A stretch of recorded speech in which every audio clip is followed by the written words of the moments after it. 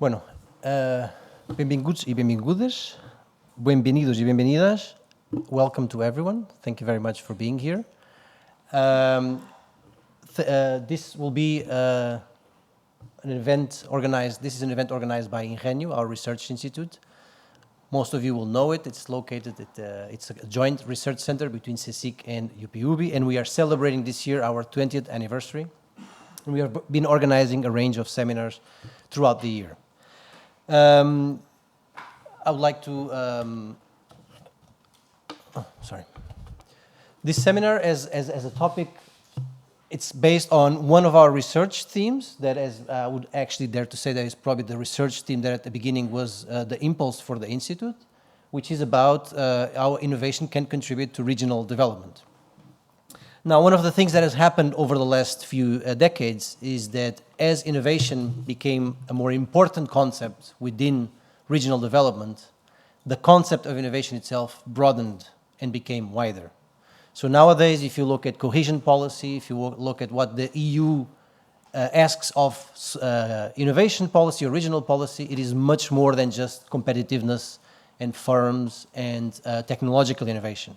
They talk about things like social innovation and more about how innovation can help fight climate change, how it can help deal with inequalities and other big social issues. So this is the reason why the theme for the seminar is so broad. Now, at the same time, because we do have a fair amount of speakers, and I want to thank all of them for being here. Olivia Estrella from the Agencia Valenciana de Innovación, Alyssa Del Rio de la Confederación Empresarial de Valencia, José Luis, professor at UPV, and Victoria, she's the president of an energy cooperative, Som Energia, and she also is an energy technician at Las Naves, which is a foundation created by the Ayuntamiento de Valencia for social innovation. So, and then, of course, we have Kevin Morgan, is a professor at Cardiff University. Those of you who have worked in the field of regional studies will have known his contributions to the concept of regional innovation systems and others. And he's also, until up to now, he's been the special advisor to the European Commissioner for Regional Policy, Corina Cretu, and he's had a lot of experience both in academia and policy. I asked each one of them to reflect on one specific project that they have been involved in as part of their organizations. And the reason why I invited the four of them is not only because I recognize them and I know of their technical quality and their knowledge of the issues, but also because I know that all of them are not only representatives of one of the helices, right? A lot of you will know this concept of the triple helix and nowadays of the quadruple helix, which is university, business, public sector, third sector. They are not only representatives of those sectors, but they are also people who have worked with other sectors, who have experience of engaging with either from the public sector, with the private sector, etc. And I thought that this was important because one of the main issues of innovation policy is not necessarily working with individual actors, but is getting people to talk to each other. And I know just this morning we had a meeting with Avi. This, for example, is one of the big challenges for a region like Valencia. There is a lot of knowledge at the universities, a lot of very good research centers. There's a few very competitive firms, but they're not really engaging, and we're not using these resources to try to come up with new sectors. So each of them will speak to a very specific program that they've been involved in, reflect on the challenges and the strengths, and then at the end we will have some room for debate, and then Kevin will make a final speech, and then he will also have a little bit more time for debate. Okay, we will start from the left with Olivia Estrella from Valencian Innovation Agency. The floor is yours. Thank you very much.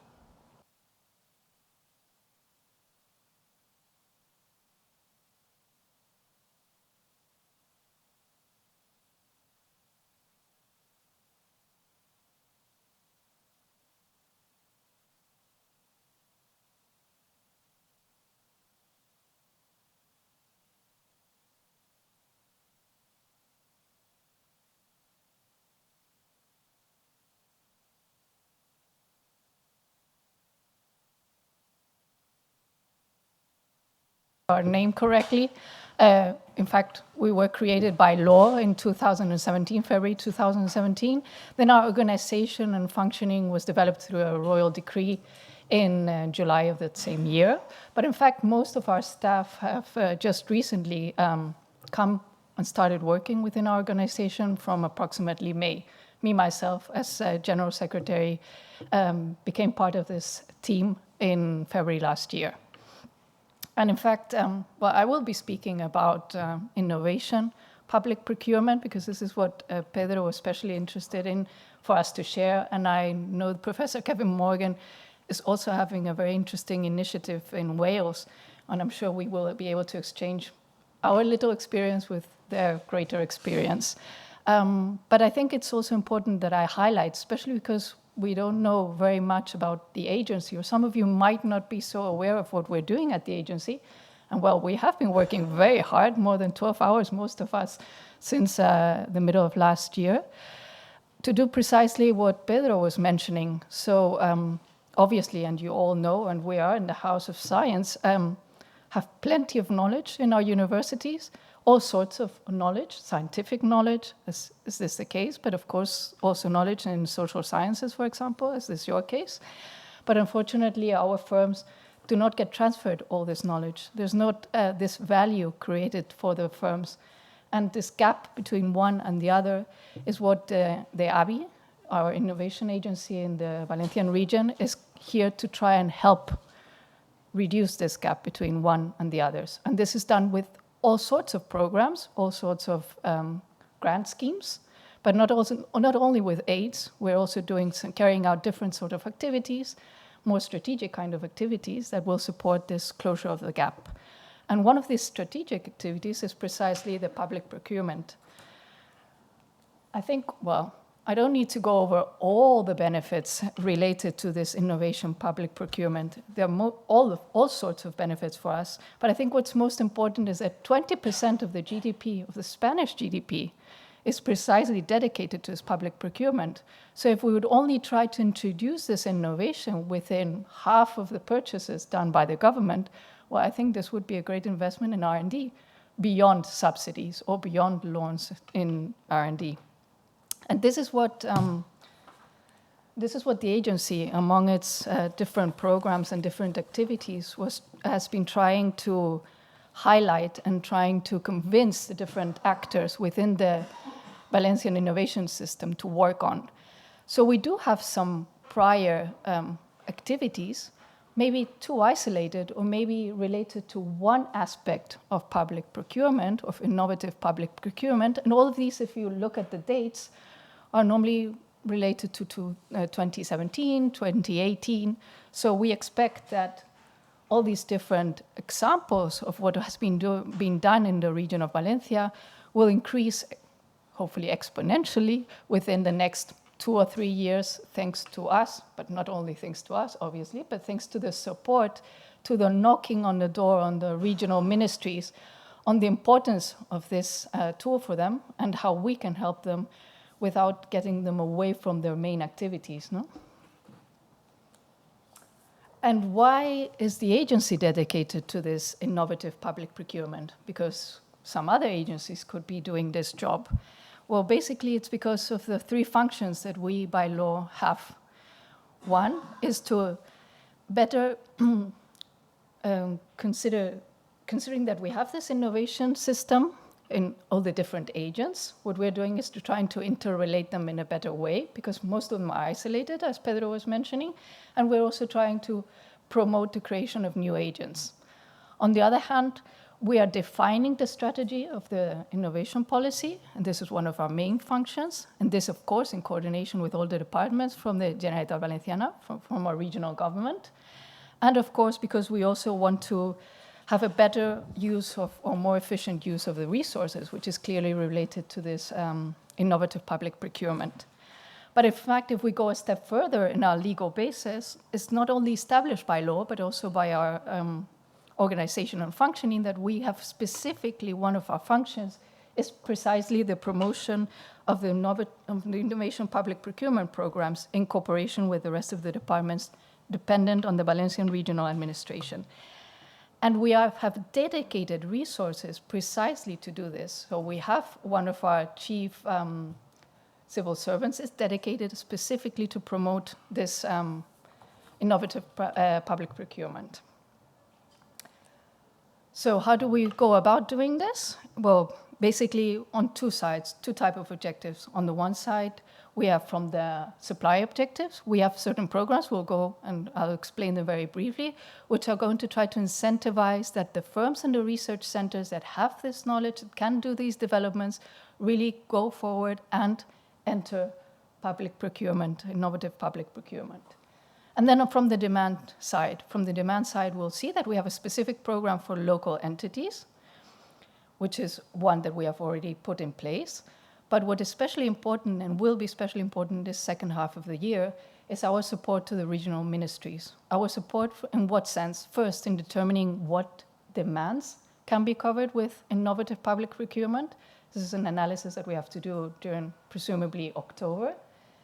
And then once they have determined which are those needs that could be best covered through this tool, it is to advise them from the very beginning to really hold their hand and explain to them how they should do it throughout the whole process. And finally, we'll also be carrying out some training to the different actors, not only the civil servants who are doing this procurement, but also the legal departments and the public accounts department, which is very important, as they have mentioned to us when we have been speaking with all these different actors involved in this process. But let's not forget what is the objective of the agency. Of course, we want more efficient services, we want cheaper services, if this could be public services, but above all, the innovation agency, what wants is to transform the production model. What we want is more competitive firms. We want to make these bigger innovative markets, and that is what our objective within the public procurement, innovative public procurement program is. And this we'll do, as I have mentioned, from the demand side and from the supply side. Just a few figures. Well, unfortunately, we just started a year and a half ago. I can only show you figures and exclusively of the programs, so the grants, not the other aspects that I will explain to you later. So on this first year, it was mid-2018, we had our first line, which was specific for local entities. So local entities could ask for a grant to do what? To create a department, to do this public procurement, or to carry out one of those processes. Basically, I can tell you those 10 local entities that asked for our grants last year were basically to create these departments, to really have this, to talk about what the public procurement, innovative public procurement was, to make sure that the whole town hall or municipality would be in charge of what this tool is, and that they would start working on it and determining which were the main key demands from their population would be best suitable, best satisfied through this IPP. So our grants, as a regional agency, our grants are of 100,000 euros per annum. In 2018, it was just for 1 year. This 2019, there were 100,000 2019, 100,000 2020, which is a big change for most of the programs that are given by regional agents like ours. And of course, in the case, which was not the case in 2018. 2018, it was for local entities. In 2019, apart from the program for local entities, we had a program for firms. And in this case, of course, for firms with the rate of aid was dependent on their size and on what type of research they were going to do. We'll see what we were financing in the case of firms. Requirements. I don't think anyone will be especially surprised with the requirements. Of course, we need a tangible impact in our region. It should be coherent with their activity. It seems reasonable that they carry out that research and development within the activities that the firm will normally be doing. And then we had these two lines that I was mentioning, that are the title of which are for the first time here included. The first line, which was the one that is new in 2019 and which we expect to launch once again at the beginning of 2020. Well, both of these lines will launch again at the very beginning of 2020 with nearly the same characteristics. This, for people who are normally applying, is very important to know. Well, these projects that we're financing is what? The development of this R&D related to this public tender, not within the Valencian region, but within other regions in Spain or other regions worldwide, if this is the case. And of course, it is important that they state to which type of IPP they will be working on. And of course, there's a need of further development. We are financing a further development for this process. And then line number 2, which is the one that has been most successful, both in 2018 and 2019, is precisely directed to the local entities or to non-profit associations, which will also be doing this diffusion of the concept of IPP. Well, this is what I already have mentioned. The type of projects is also what I have been summarizing so far. And with respect to the evaluation criteria, which is also the usual evaluation criteria that you will find, I would like to mention 2 evaluation criteria that are especially important for us. One of them, which is, well, both of them actually, except in one of our programs, are present in all the programs that the agency is promoting. One is that we need the participation of other agents of the Valencian innovation system. So in any of the projects that you are going to access a grant, there needs to be, in a compulsory way, the participation of different agents because of this interrelation that we want to make sure that occurs. And then the second requirement, which is also important and that we are continuously working on, is on the definition through our strategic committees of a certain type of objectives and solutions related to certain topics. And these are the topics that are going to be given extra points when we are doing the evaluation. So in this case, for example, in 2019, there were topics related to key enabling technologies or to the agro-food system, etc. And all these, if you would like, you can look at it in our webpage and see the type of very concrete challenges and solutions. That is, we're very specific in exactly what we would want through these committees, which are built with scientists, technologists, and innovative firms. And then something that will probably not surprise you, you think, oh, well, just another guide, another innovation public procurement guide, which I only have 2 copies in paper, of course, because you have to download on the webpage. But I think what's different about this guide is that it has, we will show you how the process was carried out, but it's a very, very practical guide. If you just flick through it, you will see a big space, because what we want is that they are taking notes. So there's a bit of theory, of course, what is innovation public procurement, but it has been built thanks to the consensus of the different, let's say, of the legal department, of the public accounts department. They are the ones who have been building the guide that they are going to be using. So most of the guide is, more than half of it, are really annexes where they will see an example of a contract, an example of all the phases that they have to do, a bit to lose this fear of carrying it out. And this will just be an aid for them, because don't forget, our intention is from next month on to really guide them to be able to use, don't read the guide, we will tell you what you have to do. Of course, in this guide, you will have the different phases of the process of the innovation public procurement. And what I did want to mention, this are just the standard stages, is how it was elaborated.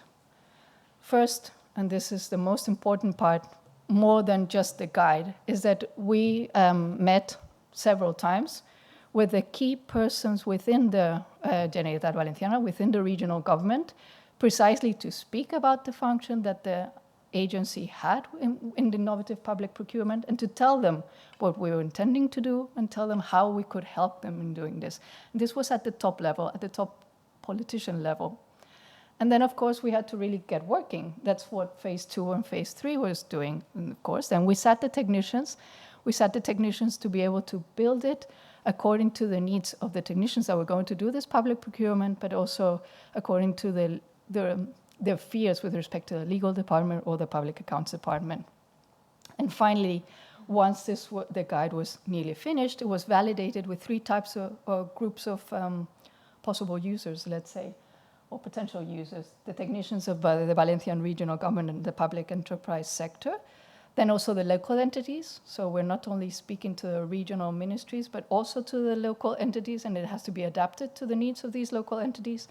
And of course, there were a couple of organizations that do have experience in IPP, and we wanted to incorporate, well, their best practices within the guide. And which are our first steps? Really, first small steps, because this is a long procedure which needs a lot of consensus. We are already starting with the regional ministries. In fact, we have already an agreement with two of them, with the purchasing center of the Valencian regional government. We have an agreement signed with them in which we are trying to identify with them which are the specific needs where they think now, in the short to medium term, we could do something to introduce this innovation through the IPP. For example, they were thinking something about smart furniture. This is something that we have to work on. Smart furniture or smart cleaning services, well, things that for them are important, where they think they can start working on in an easy way. And then, of course, with the health ministry, regional ministry, of course, they are the ones that have one of the biggest purchasing power within the regional government. And with them, we have a special sort of working committee in which we are already, for example, they have launched a preliminary consultation to the market, and we're already helping them with that. So figures, more figures compared to European figures, of course, but we are a regional agency. We have just started. I think it's quite a success. There has been a double increase in the number of projects that have been financed with a short budget, as we have in the programs. So we're not intending to finance any of the IPP of the regional ministries with this. This is for the local entities or for the non-profit associations. This other aspect of convincing and helping the regional ministries will be done on a separate basis as part of our budget, because it's one of our strategic elements. So these indeed are just the first steps. We do expect within 1 month to have more resources, especially staff dedicated, especially to help the regional ministries. And of course, what we're waiting for is for the scientific knowledge to come in, to really help the health regional ministry, for example, to improve their services and to be able to create those firms that are so needed in the health sector within the region of Valencia. So thank you very much for your time.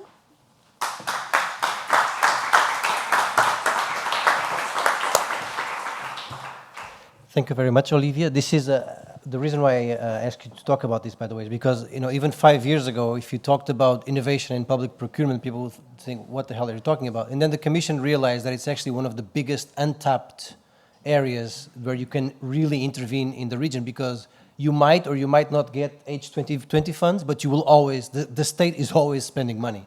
And if you can do that in an intelligent way, you can really shape everything from the way kids eat food in schools up to new health products and services, etc. So, okay. So the next speaker now will be Alyssa Del Rio. The slides will be in English. She did ask to speak in Spanish, which I think most of us will be okay with that. And she will be talking about her experience. Well, from a business perspective, the experience of working with the public sector in the design of innovation strategies and the interests of the Valencian business community.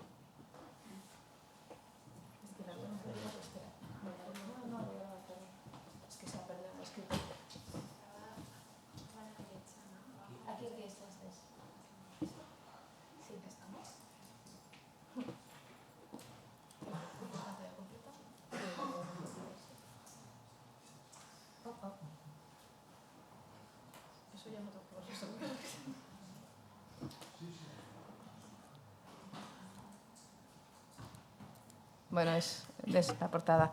Bueno, pues sí. Muchas gracias, Pedro, por la presentación. Disculpad que no vaya a hablar en inglés.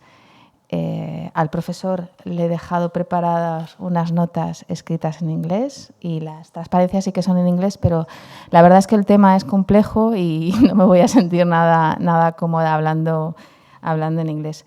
Agradecer a INGENIO en contar con nosotros para esta mesa redonda, felicitarle por su 20 aniversario y bueno, pues muchas gracias por invitarnos. Tenía primero unas transparencias, sobre todo para los que no conozcan qué es la CEB. La CEB es la Confederación Empresarial de la Comunitat Valenciana.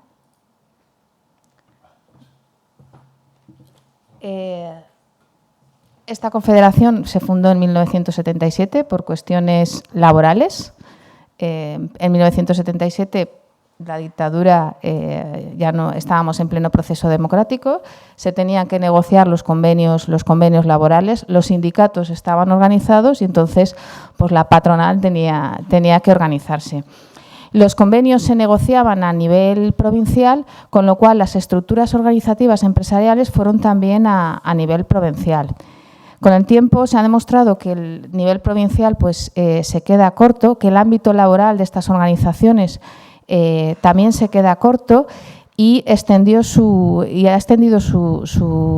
ámbito de actuación más allá del proceso laboral. Hoy por hoy somos interlocutores, somos únicos interlocutores en la Comunidad Valenciana. Tenemos 137 confederaciones y asociaciones integradas en el seno de la CEB, tanto de carácter sectorial, como puedan ser el metal, la madera, como de carácter territorial. Tenemos casi a todas las comarcas de Alicante, todas las comarcas de Valencia. Y a su vez, esas confederaciones agrupan también a asociaciones y otras federaciones. La propia Confederación del Metal tiene asociaciones de instaladores eléctricos, asociaciones siderúrgicas, aires acondicionados, bombas, un total de unas 530 organizaciones si sumamos todos los subgrupos. En la práctica, la totalidad de empresas está representada a través de la CEB. A nivel nacional somos miembros de la COE y a nivel europeo somos miembros de Business Europe, que es la confederación de asociaciones europeos. ¿Qué es lo que hacemos? Bueno, pues defendemos la iniciativa privada en todos los foros, defendemos a la empresa. Formamos parte del diálogo social junto con los sindicatos y somos como comentaba Pedro al principio, una de las hélices que la Unión Europea considera junto con la Administración, los agentes sociales y el conocimiento. Nuestros estatutos, si en un principio estaban muy fundamentados en temas laborales, con el tiempo ha ido extendiendo su radio de acción y ahora tenemos, pues, creo que conté 17 ítems de cosas que defendemos, ¿no? Formación, cuestiones sociales, sanidad, y una de ellas es pues, promover la innovación y la transformación digital en nuestras empresas. Nosotros en un principio éramos provinciales y desde el año pasado somos ya autonómicos, ya hicimos una extensión para acoger toda la comunidad autónoma. ¿Dónde defendemos estos intereses? Pues bueno, la CEB defiende estos intereses en todos los foros que tiene la Administración. Como ya digo, somos interlocutores únicos y, por lo tanto, en todos los foros que tiene la Administración defendemos los intereses de las empresas, el interés económico de la iniciativa privada. Aquí os he señalado los que están más vinculados a temas de innovación y estratégicos. Tenéis el Observatorio de la Industria y los sectores económicos, pero se extiende a cualquier ámbito, desde el ámbito laboral, las mesas de diálogo social, el Consejo de la Salud, Consejo de Participación en Medio Ambiente, Confederación Hidrográfica del Júcar. Nosotros representamos a las empresas. En temas de innovación, pues podemos destacar el Observatorio de la Industria y los sectores económicos, el Steering Committee de la RIS, que sería el comité de dirección de la Estrategia Valenciana de Especialización, que es el ejemplo que la estrategia que Pedro me ha pedido que hoy cuente y aporte experiencias como agente involucrado en esta agencia. Pero también estamos en el comité de dirección de la ABI, como representación empresarial. Estamos también en el comité de dirección del IBACE, del Instituto Valenciano de Competitividad Empresarial. Estamos también en los consejos sociales de las universidades. Tenemos 3 o 4 representantes. Y al final, bueno, pues tenemos muchos representantes en todos estos consejos y cómo realmente fluye esta información, porque cómo fluye esta información de las empresas hacia las personas a las que designadas en estos foros. Nosotros tenemos 17 grupos internos y comisiones de trabajo, agrupadas por temáticas. Estos grupos están integrados por todos los representantes de los clústeres y de los sectores y de empresas asociadas a la Confederación Empresarial Valenciana. Aproximadamente cada grupo de trabajo tiene unos 40 miembros de todos los sectores: metal, madera, salud, mueble, cerámica, hostelería, agricultores. Todos los sectores están representados, incluso empresas tractoras destacadas también están en estos comités y en estos grupos de trabajo. A través de estos grupos de trabajo realizamos consultas para representar en los anteriores órganos en los que estamos hablando, en los organismos públicos, de los órganos de consulta. Esa es nuestra forma de trabajar. Así aseguramos, así aseguramos la participación y el conocimiento real, y aportamos el conocimiento real y la experiencia práctica de nuestras empresas en todos estos foros de diálogo.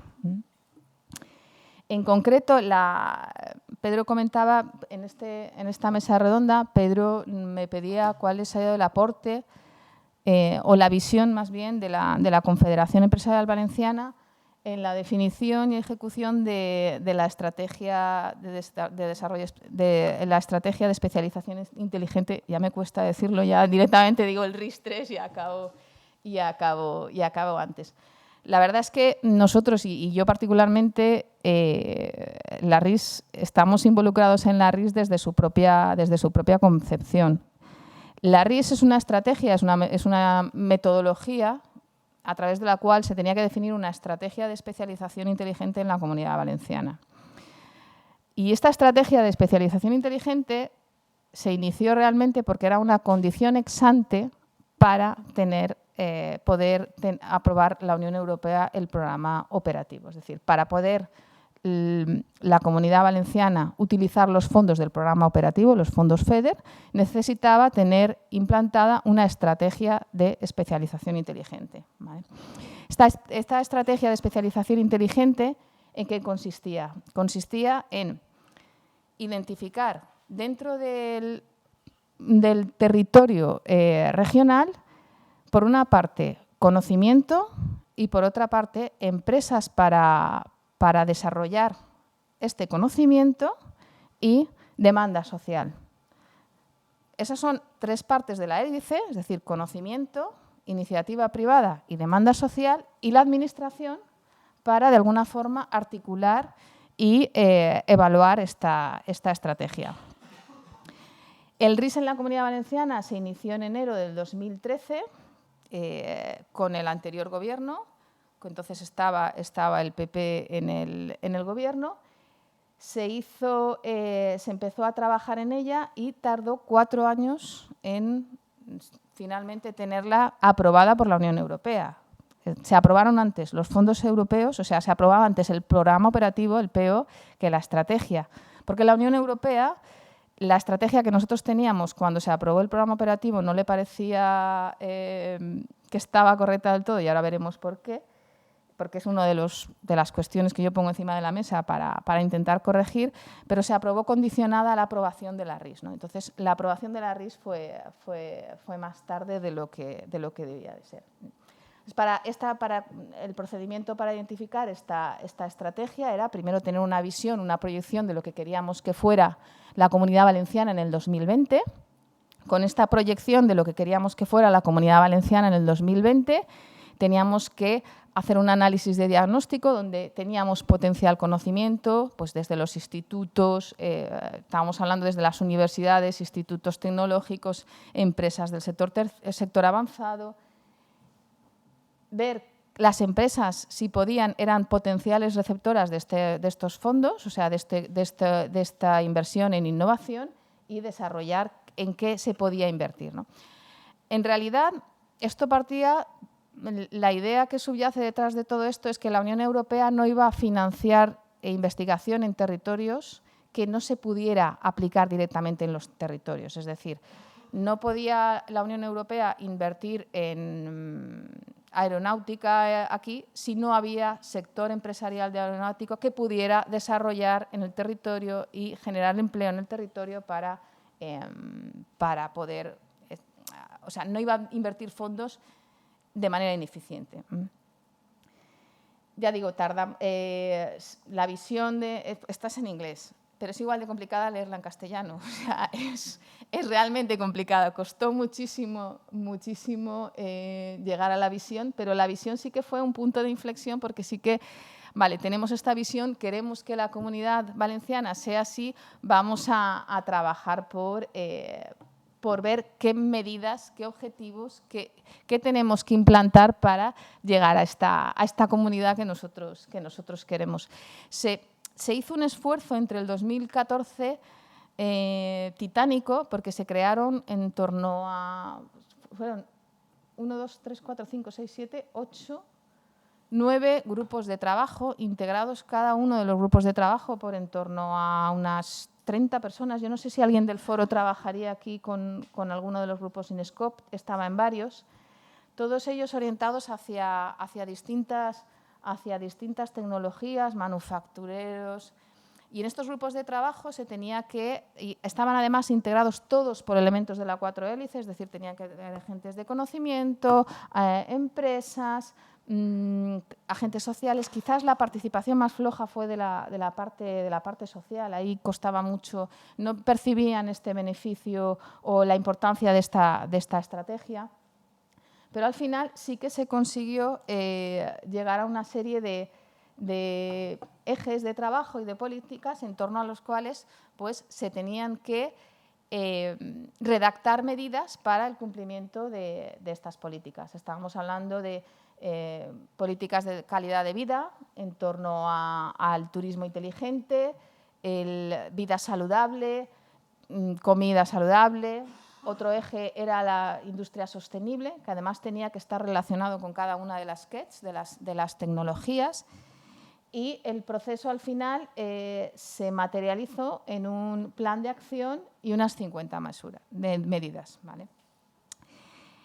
¿Qué pasó? Que ya se nos echaba el tiempo encima y entonces ahora lo que cuando se tuvo que definir medidas, se encontró el choque con que el Gobierno ya tenía determinadas medidas tradicionalmente cubiertas por los programas operativos.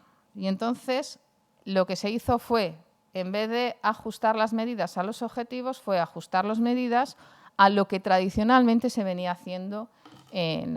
Sí que se crearon nuevas medidas, pero muchas de ellas fue acople de lo que por inercia se estaba haciendo. Esa fue una de las cosas por las que la Unión Europea no nos aprobó enseguida la estrategia, sino que dijo, no, esto es más de lo mismo, quiero medidas más ajustadas a objetivos.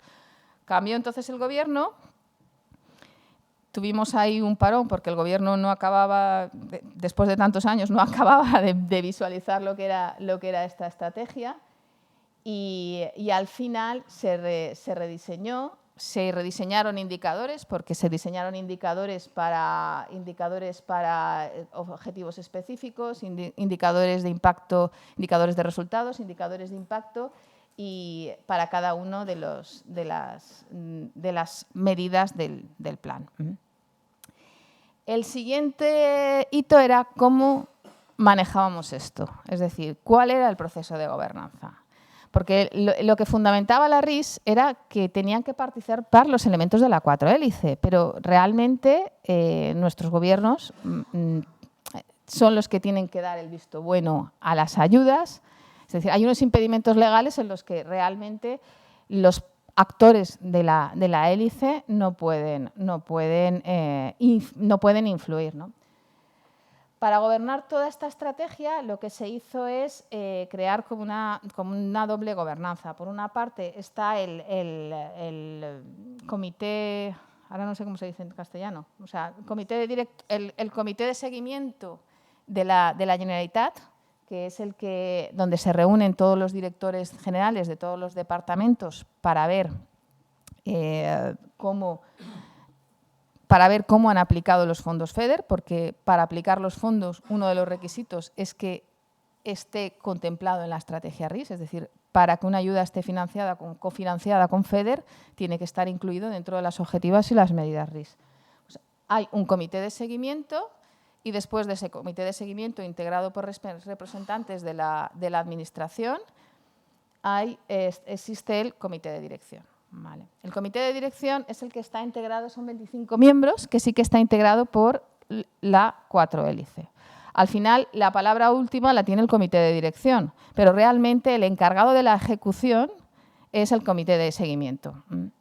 Al comité de dirección se está reuniendo 2 veces al año y lo que se llevan son indicadores de seguimiento en la ejecución que vamos bastante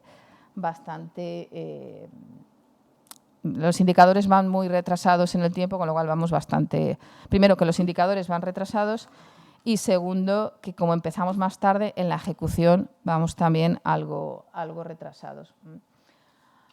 Ahora mismo se ha contratado el informe de seguimiento intermedio de cara al, no sé si es el seguimiento de final de cara al nuevo periodo, y también estamos en un estudio, de hecho hicieron las entrevistas el mes pasado, se han seleccionado 3 comunidades autónomas en España y una de las para evaluar cuál es el cumplimiento de la RIS, y una de ellas es España. La segunda parte de la estrategia RIS es cómo activar la participación de los agentes sociales, ¿vale? Para eso se han creado unos labs o unos grupos de trabajo o de discusión.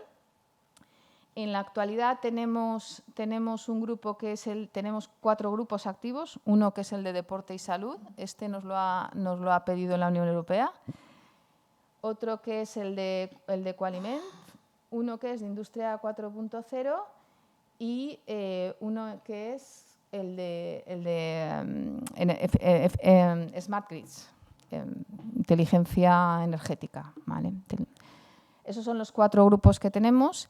La CEB, ¿cuál es el papel que tiene aquí? La CEB, en estos grupos de trabajo, lo que se pretende es generar debates sobre nuevas políticas en materia de innovación y desarrollo, generar ese debate, que surjan nuevas políticas para elevarlo hacia el comité de dirección y el comité de seguimiento para crear nuevas líneas de ayudas para poder invertir fondos europeos. Por otra parte, estos labs también se configuran como elementos de concentración dentro de la propia cadena de valor para, de alguna forma, buscar proyectos piloto donde colaboren pues, distintos agentes. El grupo que mejor va es el grupo de Smart Grids, porque esto es totalmente incipiente. Empezamos a ponerlos en marcha hará 2 años. El grupo que mejor funciona es el de Smart Grids. Ahí tenemos el Instituto Tecnológico de la Energía, tenemos también a las universidades, está la Politécnica de Valencia, está también la Universidad de Alicante, está el clúster energético, tenemos empresas como Power Electronics que están trabajando todos conjuntamente e incluso tienen identificados 3 proyectos piloto pues para trabajar en nuevos materiales para baterías, es uno de los proyectos. Otro es una central de almacenamiento energético, que ya incluso hasta se tiene posible localización. Y esta es la idea un poco de estos grupos. Qualiment es el segundo, es otro de los que ahora también estamos apoyando muchísimo porque entendemos que es un sector estratégico para el territorio. Creemos que puede ser, es de hecho un sector tractor que aparentemente funciona casi por inercia, con lo cual si le damos un poco, si lo empujamos un poco, aún puede ir más lejos. Con Qualiment también estamos en contacto con la AVI, porque la AVI en su comité estratégico también tiene un comité estratégico de agroalimentación donde ya han desarrollado unos retos que son abordables por nuestras empresas, porque al final lo que perciben las empresas es que los departamentos hacen trabajo independiente y no existe correlación. Entonces, claro, al final ellos son muchos, pero nosotros somos los mismos. Entonces, igual que estamos en un foro, estamos en el otro. Estamos en el Plan Estratégico de la Industria, estamos en la Agencia Valenciana de Innovación y nosotros somos los mismos. Entonces, también lo que pretendemos un poco es que todo sea coherente, ¿no? que las estrategias lleguen al mismo fin. Bueno, por supuesto, estos grupos van enmarcados dentro de las medidas y de las estrategias. Y un poco también lo que me pedía Pedro es que planteara el debate, ¿no? Qué problemas estamos teniendo en la implantación RIS y cuáles son los retos de futuro. Bueno, como debilidades, para nosotros la principal debilidad es que esta estrategia está gestionada por un departamento metido dentro de un departamento. Es decir, no se le ha dado la responsabilidad sobre el seguimiento y la ejecución, debía de tener un mayor nivel jerárquico para poder exigir responsabilidades en el cumplimiento. Este es quizás para nosotros uno de los principales problemas. Que eso correspondería un poco al punto 1 y al punto 2, porque no hay coordinación. La estrategia RIS está completamente ligada a la ejecución de fondos, es decir, es como siempre se ha pensado como un requisito para aplicar los FEDER, no se ha pensado en un instrumento realmente para la especialización, pese a tener un buen análisis de diagnóstico, no se ha pensado realmente como estratégico, siempre se ha considerado como la condición ex ante del programa operativo y eso no tiene sentido. Los indicadores, pues dificultades para obtenerlos, encima desfasados en el tiempo, con los cuales los resultados no los tenemos a corto plazo y pues que al final han surgido pocas nuevas políticas. Lo que se ha hecho es hacer como una especie de reformulación que ya existía. En lo que es participación, estamos en un nivel muy incipiente. El riesgo para mí del RIS es que nosotros estamos ilusionando a las empresas, nosotros estamos poniendo empresas grandes, estamos llamando Iberdrola en el de energía, estamos llamando Consum, y el riesgo que tenemos es que al final estos procesos no terminen en políticas y en medidas reales. Y entonces al final generes esa desilusión y ese desencanto que afectará a cualquier otro tipo de grupos. Y luego, otra de las debilidades es que existiendo fondos, porque existen fondos asignados al manejo y a la dinamización de esta estrategia, no se están ejecutando. Es decir, que realmente la estrategia es un departamento de un departamento, existen fondos exclusivos de la Unión Europea para activar y mover esta estrategia y no se están utilizando.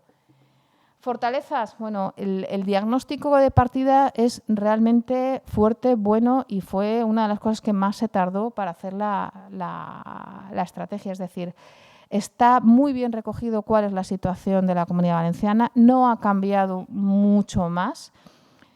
Tenemos que revisar ahora mismo la estrategia RIS, ese es el reto de futuro que tenemos, y la verdad es que poco habría que transformar de lo que ya sabemos.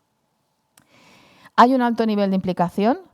El presidente del comité del comité de dirección de la RIS es mi presidente, es Salvador Navarro. Y eso parece una tontería, pero al final mi presidente me pregunta, Alyssa, ¿y aquí para qué nos reunimos? Claro, puede reunir una vez, puede reunir a mi presidente 2 veces, pero como a la tercera vez no le vea a la reunión algún tipo de resultado, mi presidente no va a venir más.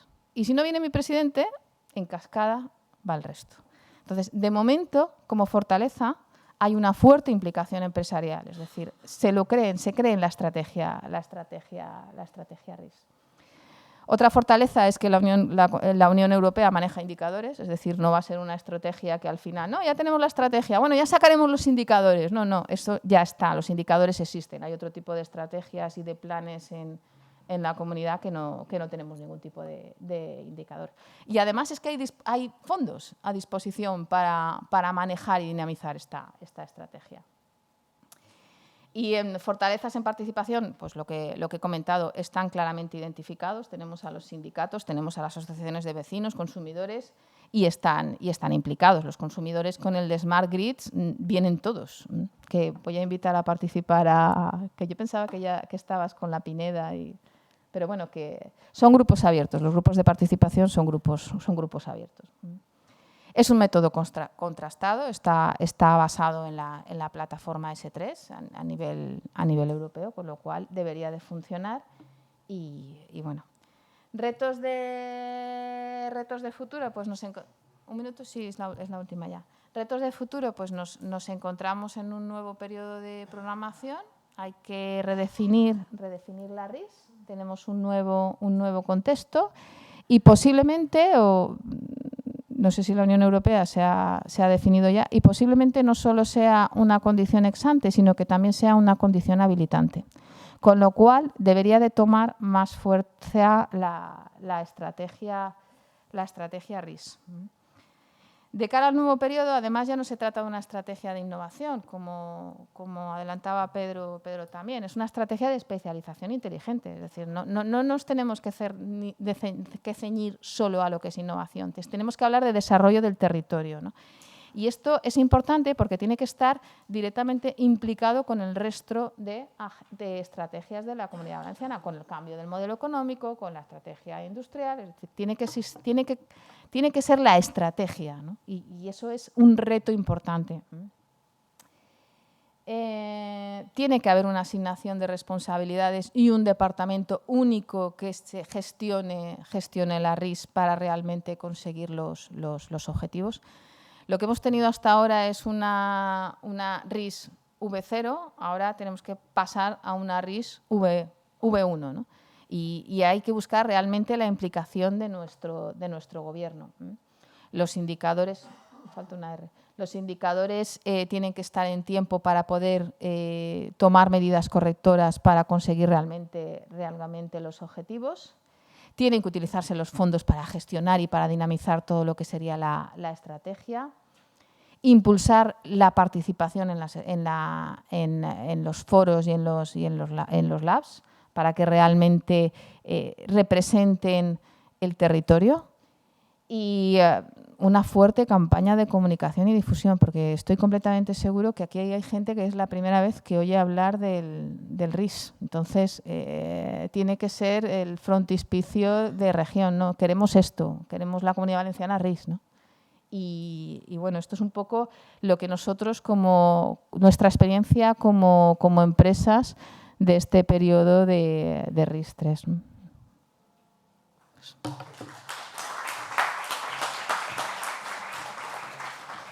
Muchas gracias, Alyssa. Thank you very much. I think this is a very interesting example of how a policy that was designed to be simple and prioritize, it's still so complicated and so complex and so difficult to change the way things happen. I will now give the floor to José Luis, who will, besides participating in designing the plan estratégico, he also has a lot of experience of doing research in the Comunidad Valenciana, so the floor is yours. Thank you so much. Storage in my Google Drive, so no problem. So thank you so much for the invitation from Pedro and from INGENIO, and thank you for having these public meetings to discuss and try to really exchange experiences and points of view about what can we do to try to boost the innovation in this region, right? Which I think this is the core objective of these meetings, or at least it should be. Before starting, I would like to really show, not from the computer, but I can talk about that, show the picture of what's really the Valencian region, right? Because we are talking about innovation and talking about all these great new agencies that are really doing really great efforts to try to make things better and to try to innovate more. But we have to remember that we are only 1% of GDP when we talk about research and development. 1.2 in Spain, and we struggle to get just 1% in the Valencian region, right? We are really far away from the almost 2% that we can get in the Basque Country, for instance, what they spend in research and development in the GDP. 1.7 around in Catalonia, which is oh, thanks so much. Okay, finally, great. So this is what we are really in innovation. We're talking about this 1.88 in the Basque Country, 1.5 in Catalonia, 1.7 in Madrid, but we are around 1%, 0.99%, right? So this is exactly what we can do in terms of innovation. Now we have a really interesting paradox when we are having a look to these figures. Because if we change the metrics, and instead of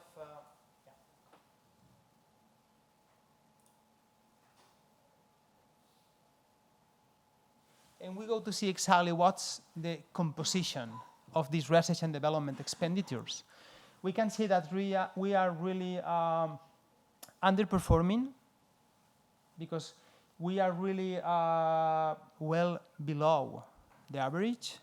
This is, in this case, this is companies, this is in Spanish, sorry, but this is the percentage of research and development that companies, business contribute to, right? But we have an interesting paradox because we are not really putting so much research and development from the companies to this total GDP, to total research and development and expenditures.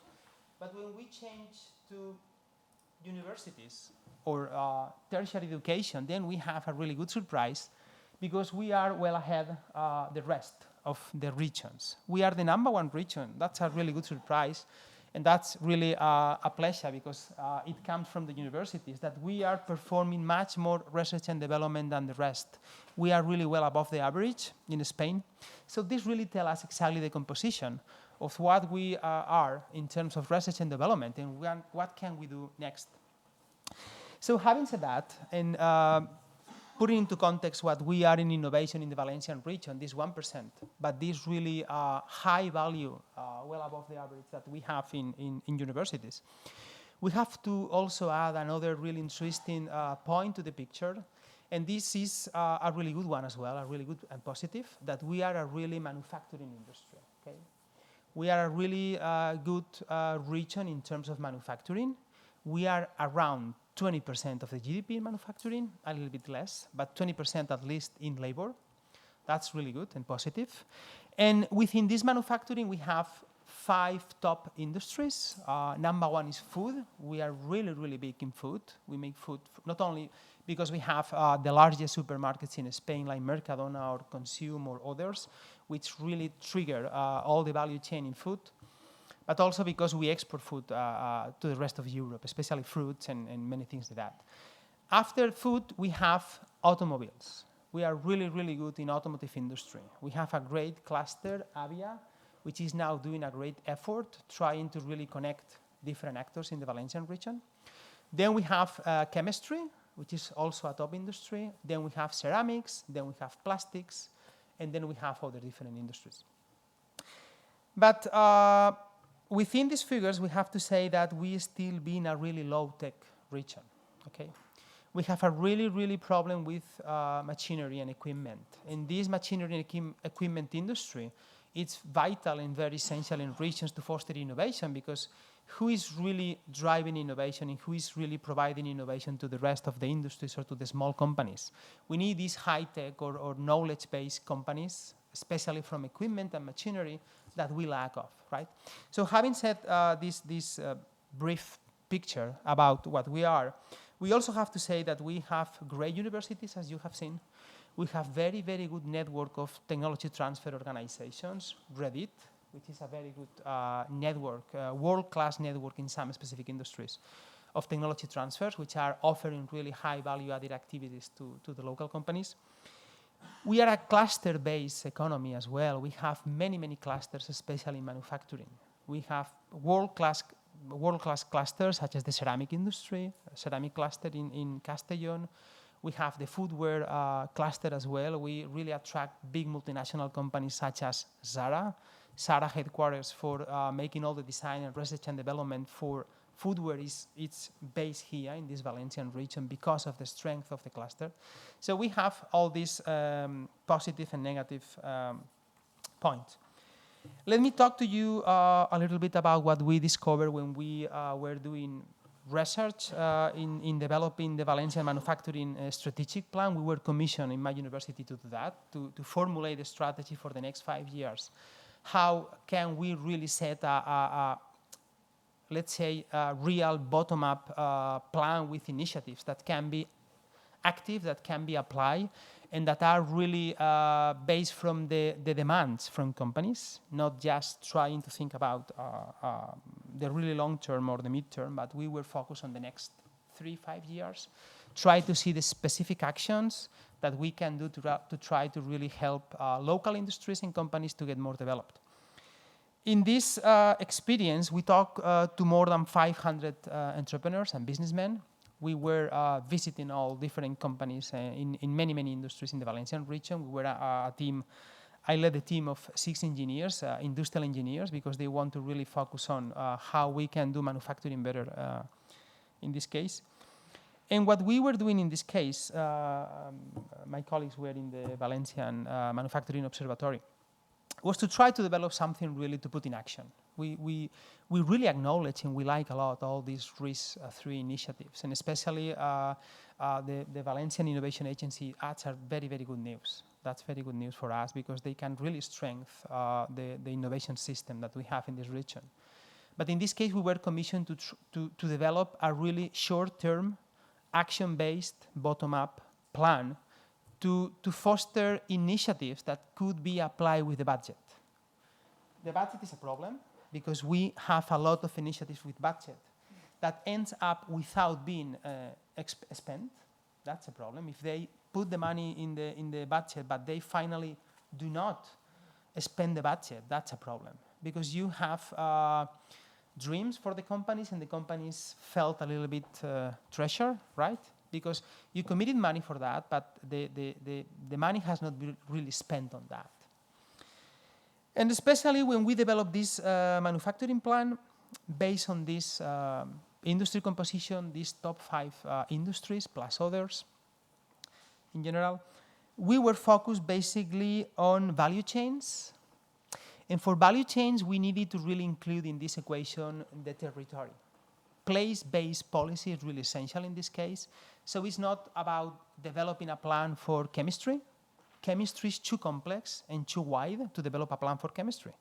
Because we have chemistry working in automotive, we have chemistry working in food, we have chemistry working in cosmetics, we have chemistry working in shoes, in textiles, in many different industries. So we cannot really develop initiatives that can really fit the necessities of all the, let's say, chemistry industries. So forget about the one-size-fits-all plan in the industries. We need to put the territory, the place-based initiatives. We need to break down by value chains and to include the territory to be capable of really launching initiatives for the, let's say, chemistry firms in the shoe industry with shoe-oriented initiatives, for the chemistry firms in the automotive industry with automotive-oriented initiatives, and this way on, right? And well, we got many goals and objectives from the plan. Most of them are really well developed in the Valencian agency, such as innovation, public procurement, and all these things. Industry 4.0, sustainability. We need really to solve the problem that we have in energy. We have a terrible problem with the energy. Terrible. Not in theoretical terms, in practical terms. Or even for Industry 4.0, that it's a really great initiative. We can launch good actions and things like that, but you go to the industrial areas, in some cases, there is no fiber optics there.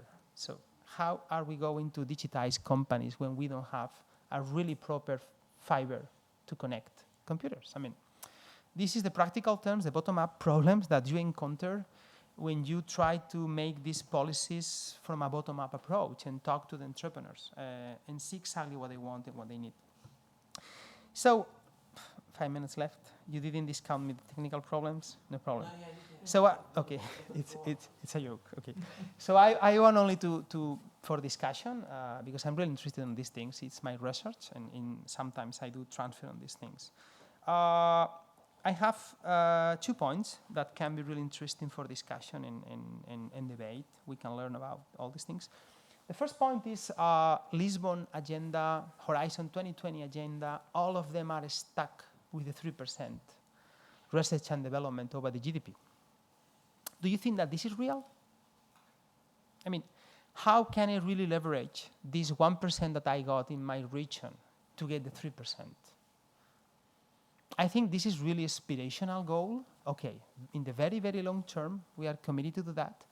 But we have to find alternative ways to do that. What we discovered in this case, in this plan and in other research that we are conducting, is that there are regions like my region, the Valencian region, that can do a lot of innovation and not necessarily and only focus on research and development. I mean, we have clusters, we have interaction, we have knowledge exchange, we have interactive systems within the value chain.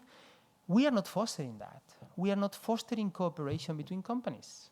There are really, really few measures applied to really encourage cooperation and interactive system with companies. Only R&D, R&D, R&D, in my view, maybe it's a really good option for some really well-developed regions.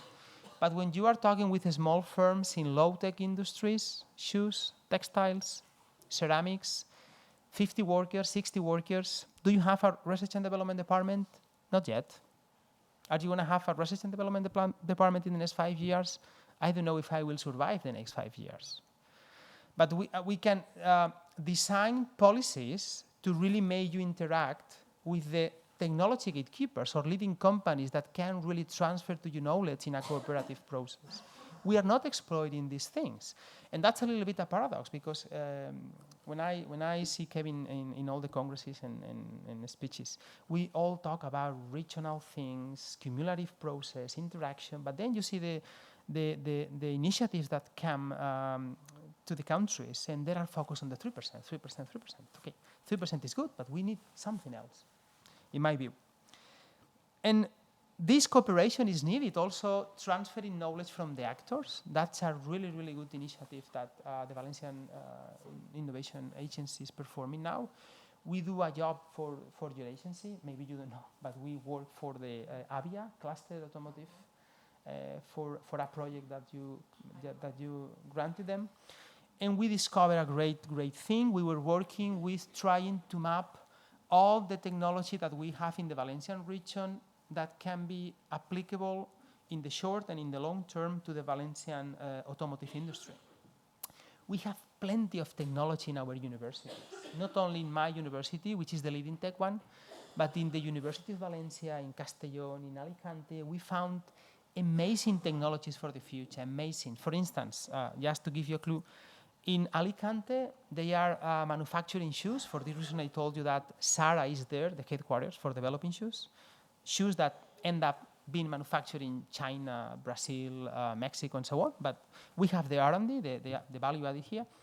And they are really using composites and especially, I don't know in English, the glue, el pegamento?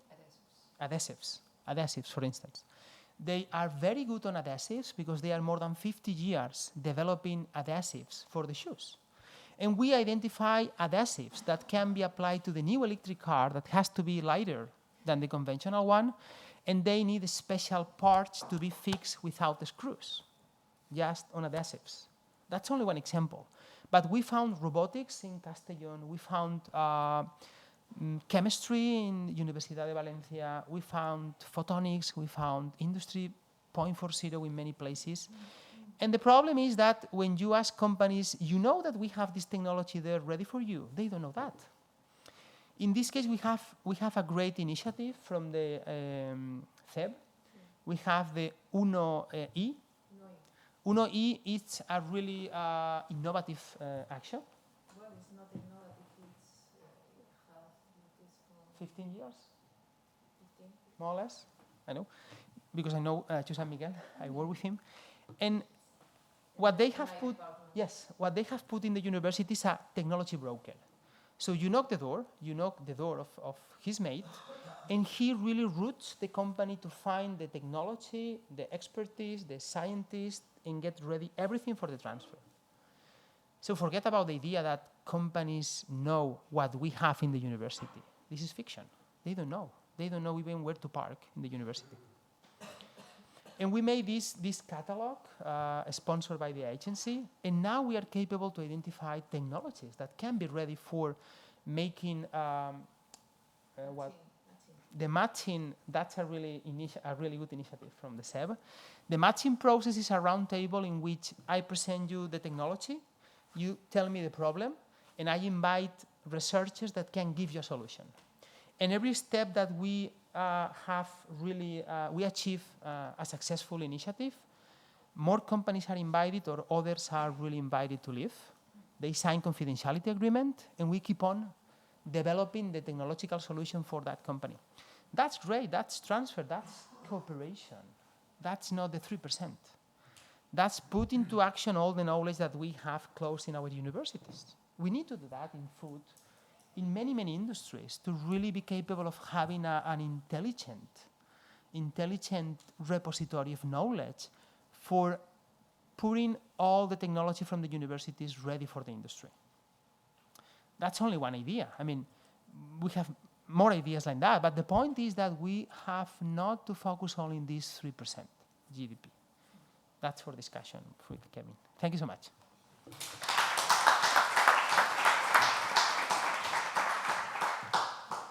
Thank you very much. That reminds me of something that Kevin said earlier today. I'm going to steal it from you. We said the problem is not if the companies are small or big, the problem is if they're lonely. So you can be a small company, but if you're part of a collective, you can actually achieve quite a lot of big things. Thank you very much. We will now have Victoria talking about the experience of energy.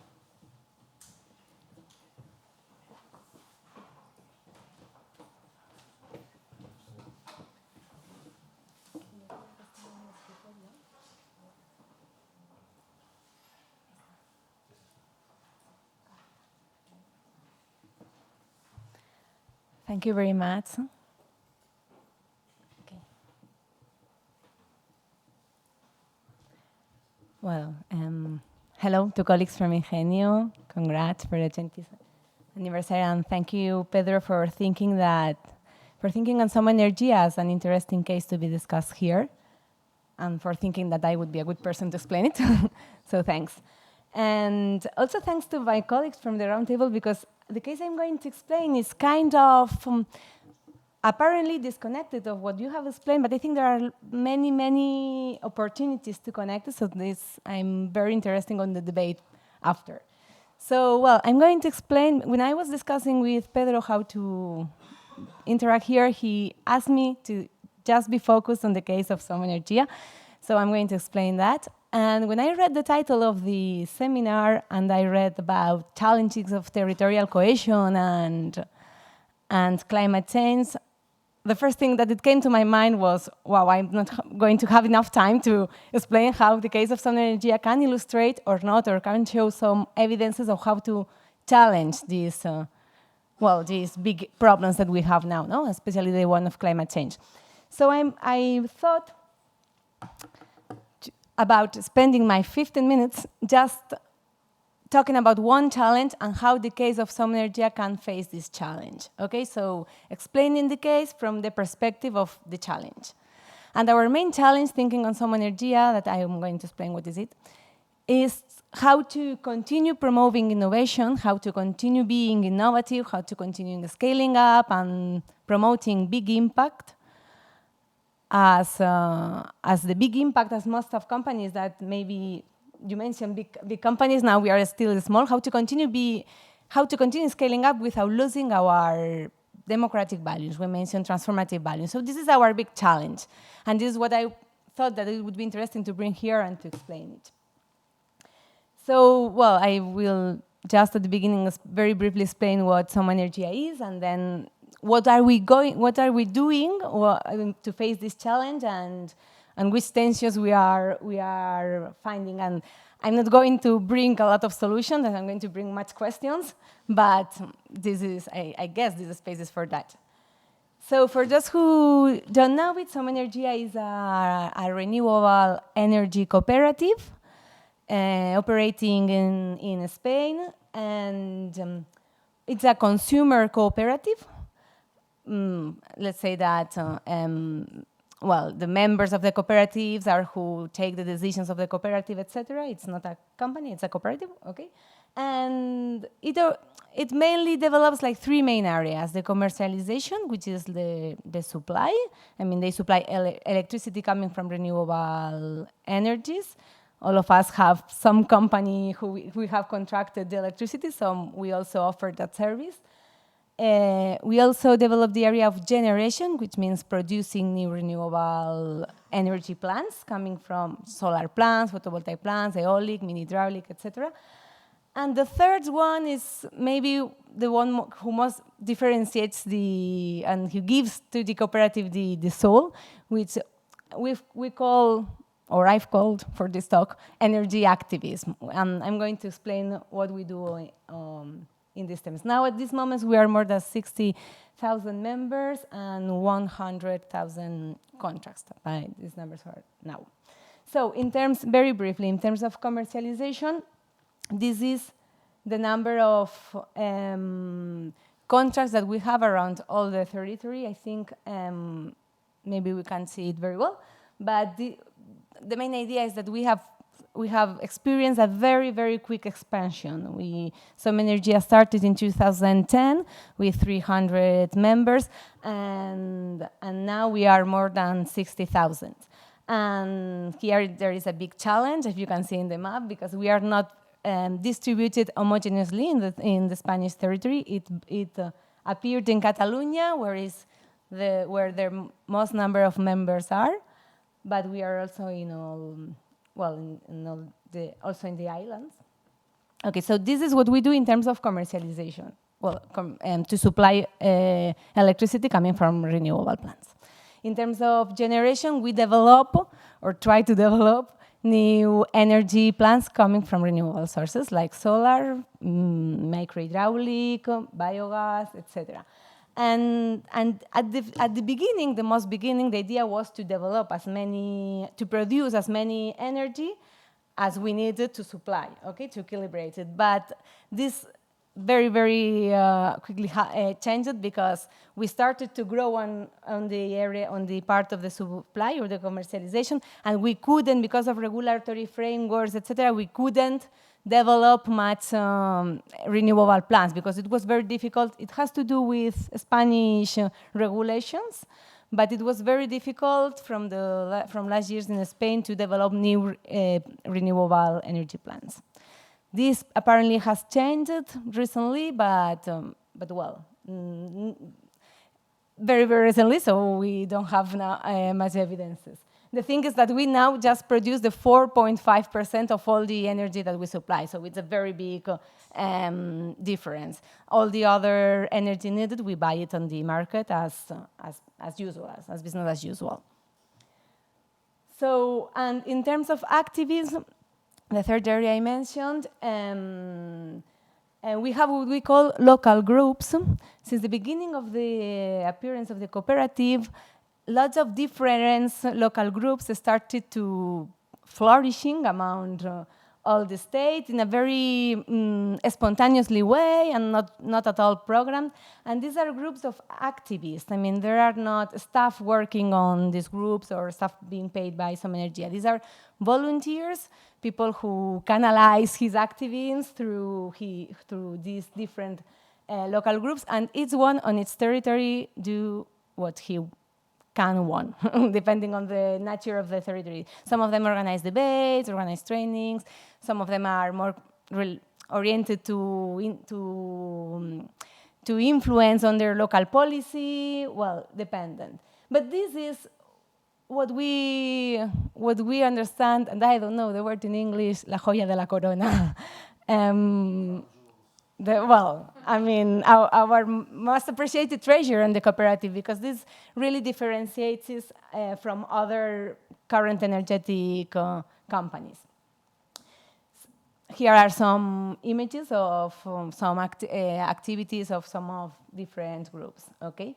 So, I had just 15 minutes, sorry. So this is what Some Energia is. And regarding the challenge that I mentioned at the beginning, how are we going to continue scaling up and continue impacting on the energy model without losing all our values more connected with democracy, with participation, with transparency, etc. So I will try to bring a pair of examples, some more related with what we do as a cooperative in the context, external strategies I mentioned, and what we do in the cooperative inside the cooperative, on how do we organize it, how do we take decisions, etc. Okay? So regarding like the external strategies, I think that what Some Energia is trying to do is to being innovative on how they produce, they generate the electricity. How they generate? Yes, how they develop new energy renewable plants. We assume that we have to operate in a big market where there are lots of rules that we have to follow, but there we try to produce innovation. For example, just the fact that our renewable plants are owned by our members, cooperative members, we don't ask, by the moment we don't ask for banks to invest for the investment. It's money from our members for building these plants. So at that, we innovate because we are achieving that citizens can become energy producing. Normal citizens like us, we could, in my case, I could invest a small share of my money and I could become energy producer as well. No? So this gives us a small change of how we relate with energy and how we reconnect with energy. No? And to move from energy is there and I don't know nothing about energy, but to I can also invest on renewable plants in a very easy way. This is a second example, which is very, for me, it's difficult to explain, but I try to do it broadly, which is we call generation kilowatt hour. In this project, it is a way to a different way to invest in energy. And it was created. This project we created in order to overcome and in order to overcome all the barriers that wouldn't allow us to be self productions. So instead, I have my photovoltaic installation in my roof. I can't do it now because of lots of barriers that I can't go in depth now. So, but I have it in a collective plant, and what this part of energy, this part of energy produces, is being reflected of my energy bill. Okay, sorry, it's kind of difficult to explain, but maybe we can explain it later. But again, it's an innovation. It's a way to overcome barriers by collectively, okay? And the third example that I bring now today is how we promote, what we are doing now is promoting collective purchase, also to overcome difficulties, to also promote local economy, to increase visibility, etc. So all what it is beyond these initiatives are values of collectivity, are values of not very big profit. I mean, we don't have to lose money, but it's not profit the first value, which is also kind of difference, and also issues of participation and citizen engagement. Okay, it's like the values that go beyond these initiatives. And in terms of which strategies we do inside the cooperative in order to keep on growing and keep on scaling up without losing our democratic values. This is our main worry. And we have, year by year, we have now designed an annual calendar we call the democratic calendar, on which this calendar there are different physical encounters to bring together people, all activists, all people more connected who really want to take decisions on the cooperative. There are three different physical encounters, and in between we have debates online. We are tasting e-democracy. It's new also for us, and we are learning a lot and how we have to change a lot of things. But the idea is to arrive to each year to the assembly where we all take the decisions, and people could arrive there having had a debate of quality, having had all the information and having had the opportunity to discuss it, let's say to practice deliberative democracy, okay? So, here there are, again, the values that are embedded on all these innovations. Here, this one is, there are pictures of the annual assembly. This is a big part of democracy because we are in more than 20 different cities, all connected to the same well, to the assembly, which is in itself an innovation. We could just study what we do that there. And there we arrive, the topics that arrive to the assembly and are being treated during all year, are being proposed by cooperatives, are being voted, etc. So there is a big, or 1 year, we understand the democratic process 1 year, not just 1 day.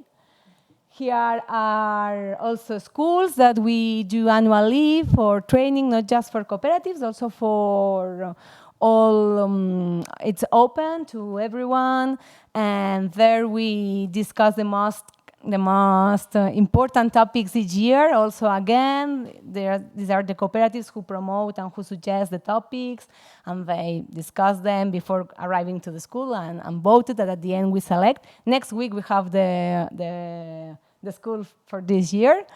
And well, here we have, this year we will have about 400 people, so it's quite a lot. It's not just people from the cooperative, but it's also a way to promote a new energy culture, a way to do pedagogy, energy pedagogy, etc.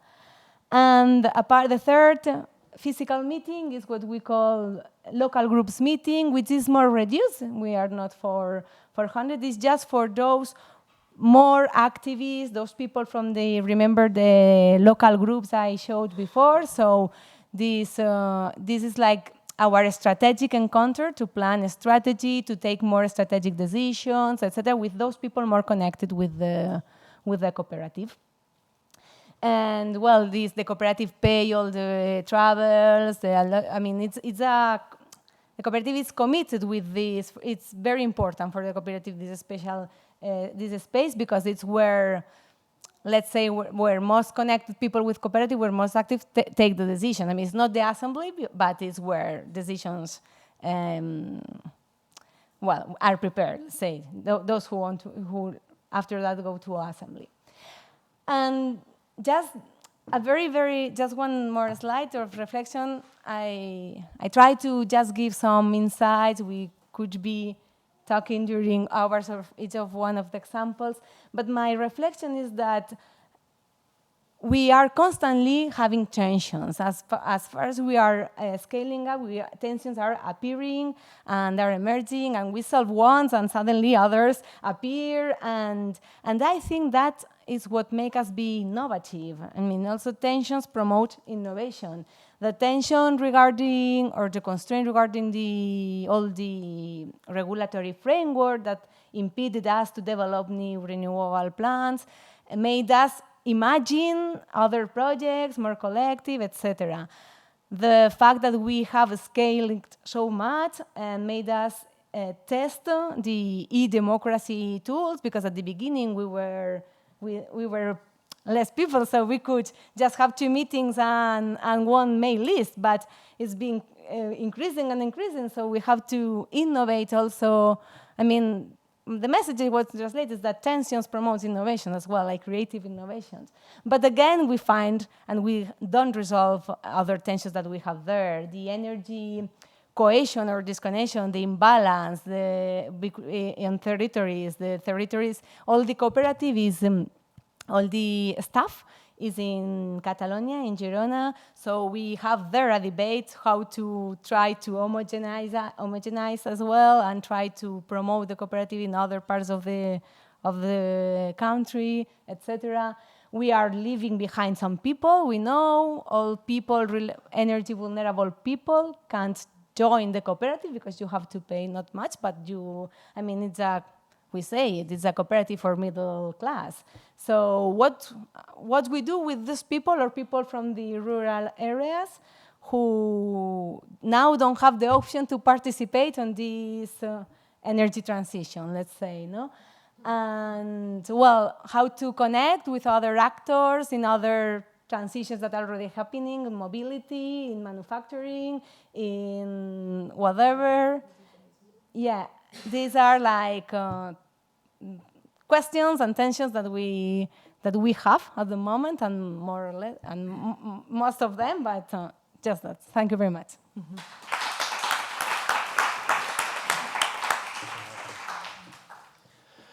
Okay, thank you very much to the 4 speakers.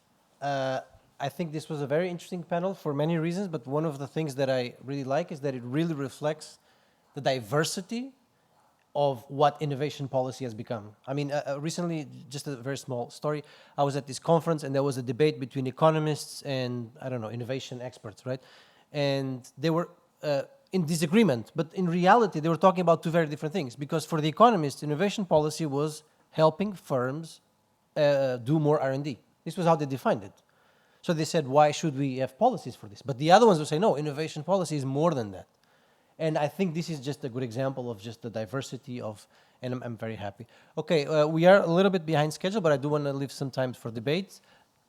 So if anyone has any questions, I invite you to raise your hand. And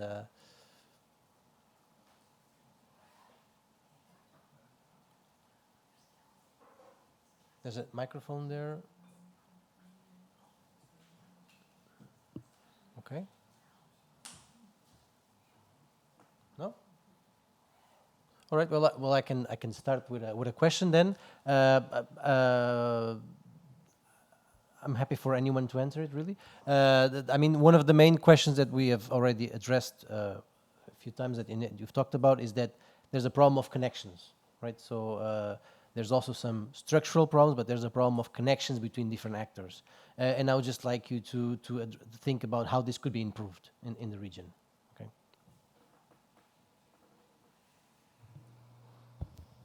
Maybe I can start. Well, it will sound a bit, I don't know the word now in English, no, but actually the origin of the agency is precisely to try and facilitate these connections. So all the programs, not only the programs financially supporting these connections, which obviously is very important, no, but the fact that during 2 or 3 years, while the preparation of the agency was being carrying out,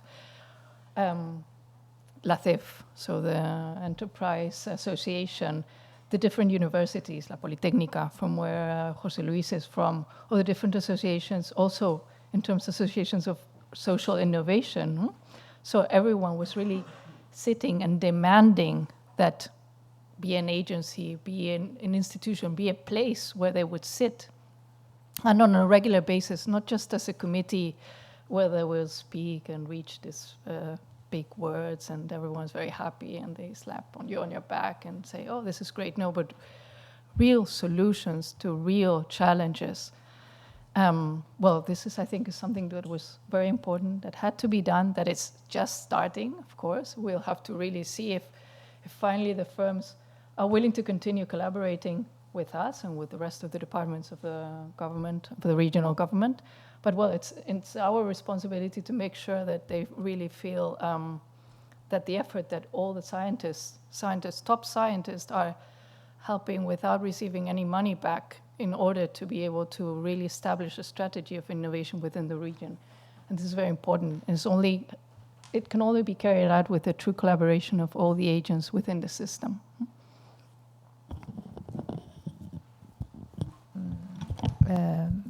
Yo creo que de las 4 intervenciones, de las 3 intervenciones, son 2 problemas clarísimos. Uno, el que sería de transferencia de innovación de las universidades, que quizás están más alejadas de la empresa, más incluso que los institutos tecnológicos, que sí que tienen esa cercanía.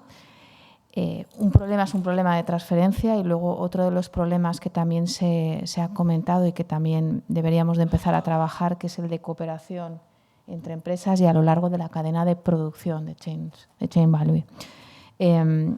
Se está trabajando, no lo has comentado, Olivia, pero una de las líneas de ayudas de la ABI era personas en los clústeres dedicados a activar la innovación en personas específicas de innovación. Nosotros tenemos una experiencia con la Universidad Politécnica de una persona que lo que hace es activar y mover proyectos, una experiencia en positivo y que es replicable en las distintas organizaciones empresariales y en los distintos clústeres. cuando chocamos siempre con lo mismo, y es, primero, cuando sacaron las ayudas de la ABI, había un concepto que son los minimis y muchísimas organizaciones no pudieron cogerse, y ahí me remito a lo de Vitoria. Al final, innovar es conseguir salvaguardar la legislación. No, eso es una barrera y hay que acabar con ella. No se trata de a ver cómo lo hacemos para ver si puedo hacer un bypass, ¿no? Y tenemos que seguir trabajando en al final, pues sí, conseguir estos mecanismos que sabemos que sí que favorecen esa transferencia. Pues si no puede ser con minimis, vamos a sentarnos, vamos a estudiar y a ver cómo conseguimos pues que las organizaciones tengan esta persona que al final active a esas pymes, que es que están cuatro trabajadores, ¿cómo las mueves? Existen soluciones, lo que tenemos es que luchar contra la adversidad, ¿no? y buscar pues que al final consigamos esas herramientas vía otras organizaciones, no sé, buscar, pero no es... soluciones hay, simplemente hay que trabajar en pasar por encima, ¿no? Y lo mismo con la cooperación. Two very short comments on what Alyssa mentioned. Of course, I haven't explained all the programs because this would be really probably boring, no, for you all if we start explaining the different programs. The innovation agents or many other ones. This is just an example of all of them. This is why I tried to highlight in the evaluation criteria. All of them imply that they have to be put together because they need to solve a problem, and the only way to solve this problem is really using the knowledge of the universities or using the knowledge of the technological institutes, not as a requirement for our program. It's because if they're doing it alone, they won't be able to solve the problems that are now occurring. And then with respect to these regulations and the law, of course, yes, we have to try and find innovative ways of doing it. But of course, we are a public institution which has a certain rules, and we must be very clear to respect these rules, and then gradually try to change these rules if we consider that this would be positive. But of course, we are limited with a certain legal structure that must be met, and this is a guarantee for all the citizens, above all, that these are met.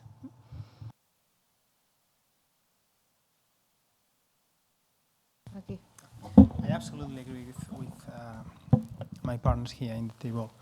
I totally agree with the point that we need to really encourage cooperation. So we need to design the policies, the place-based policies that can really foster that. Trying to really look at the system rather than just only the company. Although we know that the really essential unit of innovation is the firm, right? But the firm needs the ecosystem to really make things better and more efficient. And another thing is that the university needs to be really part of this change. I mean, the university needs to really apply innovative things in innovative ways to really make this transfer possible and to make this transfer happen.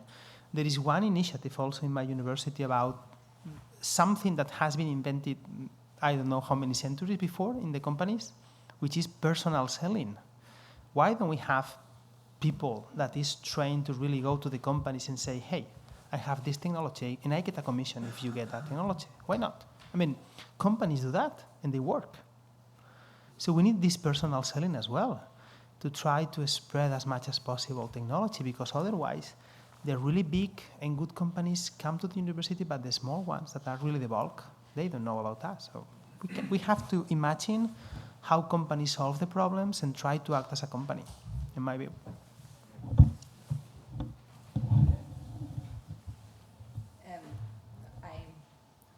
I share what they have said. I just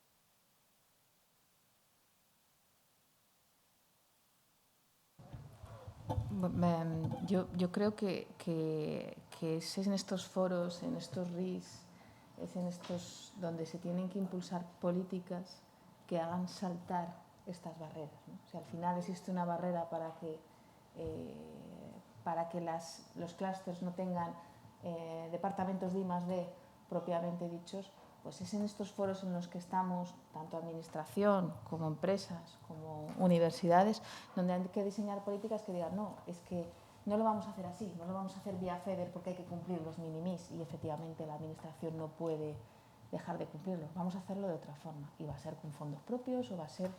Y es ahí donde tenemos nuestro papel como agentes sociales en la innovación, en la cohesión territorial para la innovación. Un poco, esa es la idea.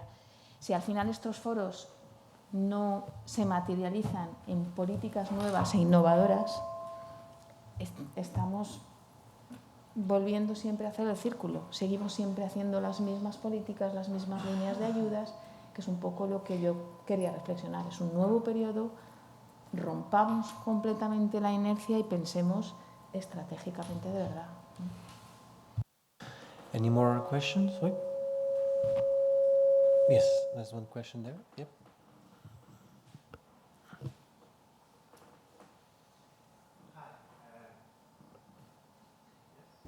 Can you hear me? Yes? Okay, yeah. So thanks very much for the panel. It was really informative. I have a question about your impression or your experience with a smart specialization strategy. And I was curious to know your thoughts about to what extent this strategy is sort of reinforcing the traditional clusters of the economy, of the Valencian economy, and to what extent it is helping to create or to foster new clusters out of the traditional industries that have been mentioned here, like the food or different industries that you have all mentioned. To what extent this balance between reinforcing what was before this strategy and helping to create or to develop new strategies or new industries or new clusters, to what extent that is happening. Okay. Thanks. Is about the industrial strategy or the more specialization strategy, yes. Thanks.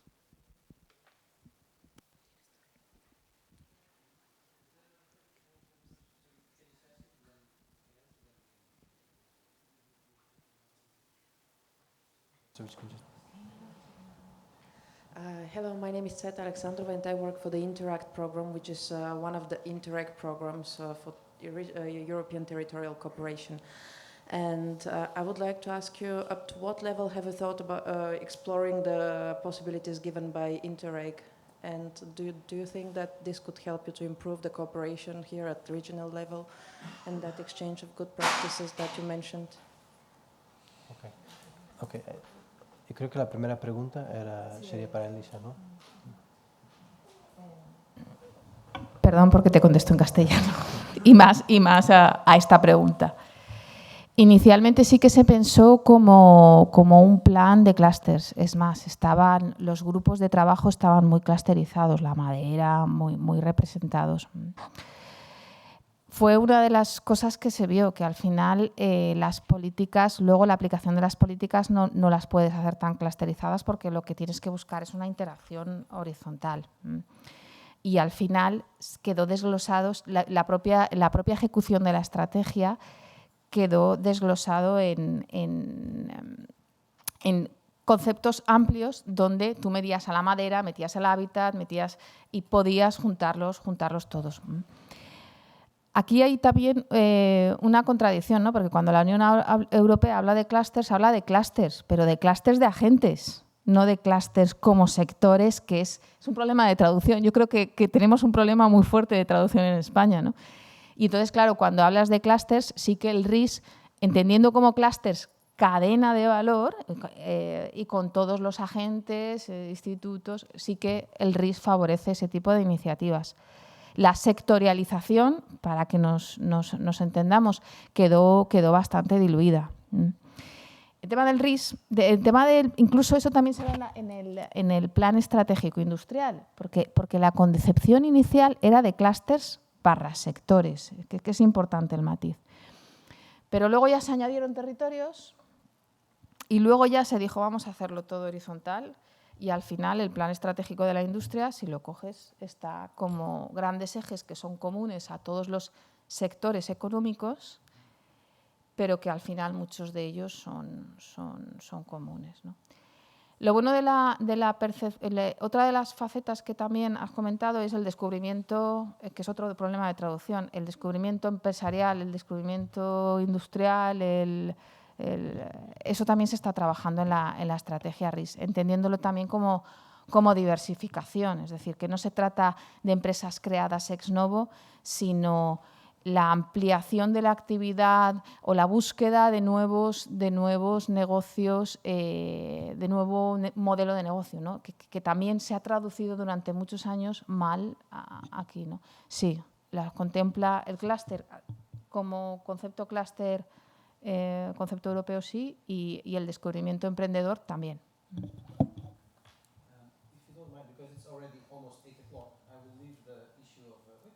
Interreg as a reflection, and we will have to close the panel if you don't mind. Once again, thank you very much to our 4 speakers.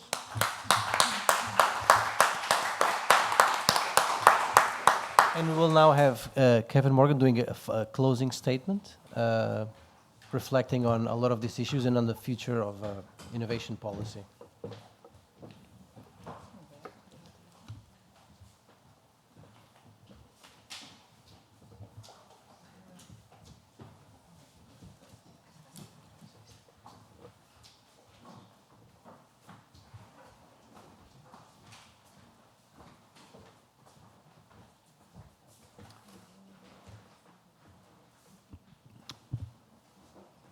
Okay, good evening, everyone. I realize it's very, very late, and everyone's looking to go home go for dinner. So I'll be very, very short. First of all, thank you to INGENIO for the invitation to be part of the celebration of the 20 years of your existence, and for choosing the 3 topics, of course, the 3 themes, which are some of the most important themes facing any country in the world, it seems to me, yeah, and especially Europe. The challenges of climate change, of cohesion policy, and of inclusive growth. And because of time, pressing time, I'll be very short and say a few comments on each of these topics. And the challenge for regions in Europe after 2020, because each of these areas has enormous challenges for our regions. On climate change, I think there's not a lot of new to be said. We have to keep saying what is robust scientific evidence. It seems to me that the big thing about climate change, it's the biggest challenge for us all. Why? Because it's a threat to the human species, period. That's the big challenge of climate change. And while cities and regions can do a lot to mitigate the effects of climate change, no city or region sets the rules of the game. The incentives, the sanctions, the carrots, the sticks through which we all work, those are set by national governments and through international agreements. And it seems to me that all the evidence suggests we need to do 3 things as quickly as possible. Let me put it bluntly and crudely because of time constraints. We need to do these 3 things. We need to end our dependence on fossil fuels, particularly coal. We need to end our dependence on the combustion engine to clean up cities, to make them healthy rather than polluting. And we need to set an internationally agreed price on carbon based on the polluter pays principle. Those 3 things are fundamental if we're serious about dealing with climate change, and collectively they could form part of a Green New Deal for Europe. That's fundamental, it seems to me, if our cities and regions are to be enabled to become sustainable in terms of climate change. Moving to the second theme of the evening, of cohesion policy.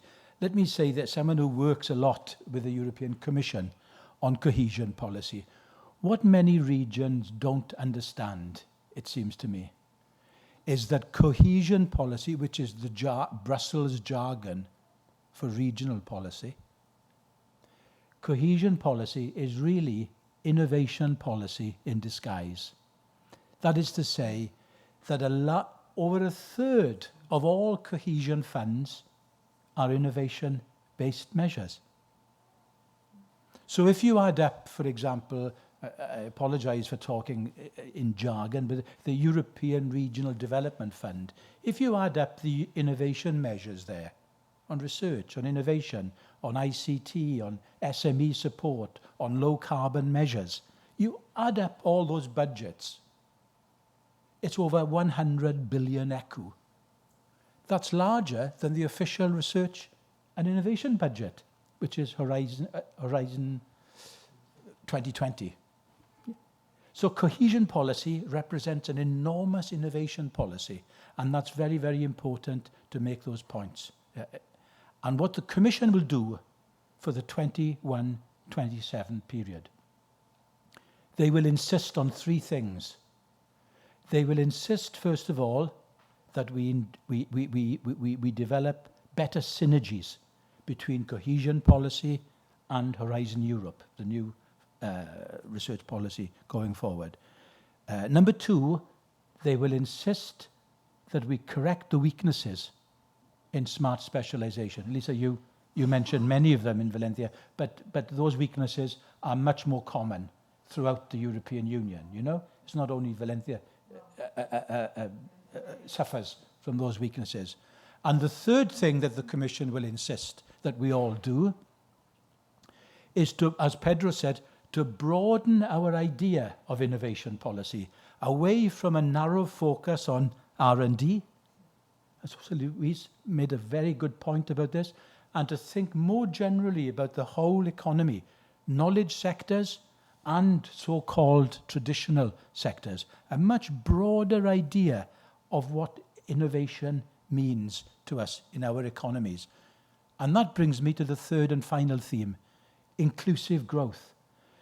Many people talk fine words about inclusive growth, but many firms and governments still do not practice it. Yeah?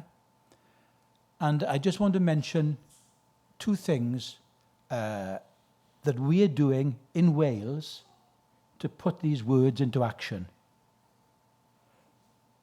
First of all, Wales has introduced legislation which the United Nations says.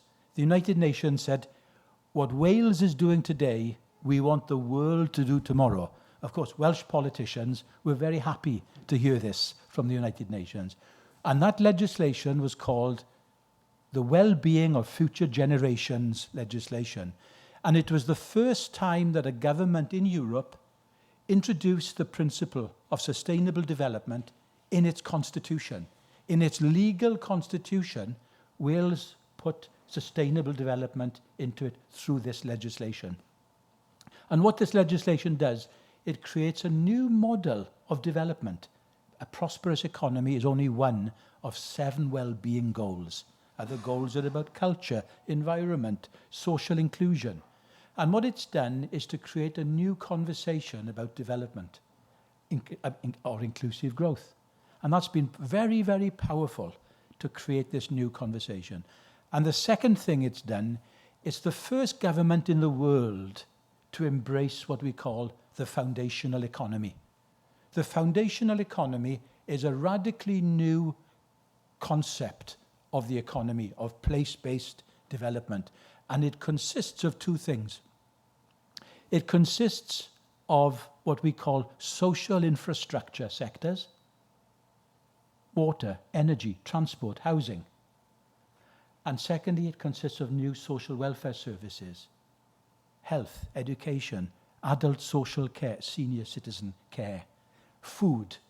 And when you put all these sectors together, they account for 40% of jobs in every one of our places, in every one of our regions. Between 30 and 40% of all employment is based on these foundational sectors. And why are they called foundational? Because they are foundational to meeting human needs. We all need these sectors, whether they're infrastructure, utility, water, electricity, digital connectivity, food, and so on, housing, affordable housing. So they're common to all our cities and regions. And the Welsh Government has now committed itself to promoting these sectors as well as the traditional sectors of knowledge economy, high tech, for example. So we embrace both a knowledge economy and foundational economy. And of course, foundational sectors are big users of advanced technology. It's not anti-tech, but it's deep using tech. And we are promoting these sectors through what Olivia would call, what you call in Valencia, innovative public procurement. And we are working with Nesta, an innovation agency, to design public contracts to promote community benefits in all these different sectors. Why? Because we want to get more public value out of public money. In the past, we have not insisted on strong contracts, and now we're doing that. And the big challenge for us is to re-skill the public sector, because it's lost a lot of its skills, a lot of its confidence. And we're using the public sector to help firms to innovate. And I think that's quite an exciting agenda happening in Wales. And why is it in Wales?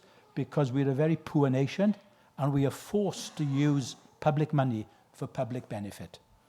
So those are some of the implications of our work, and I think they are well aligned with where the European Union is going in the next period. Sadly, we in the UK may not be with you because of Brexit, which is the most disastrous decision ever made in my country in my lifetime, proving that democracies can act sometimes in very, very dumb as opposed to smart ways. But that's another story. So I'll stop there, Pedro. Thank you very much.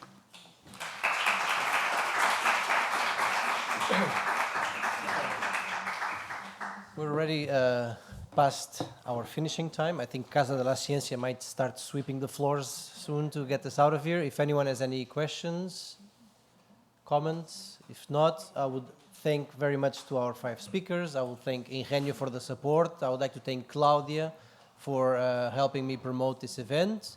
And I will, of course, like to thank all of you for being here and for staying here until 8:15. And so thank you very much. And I hope we can all continue this conversation in other ways. Thank you very much.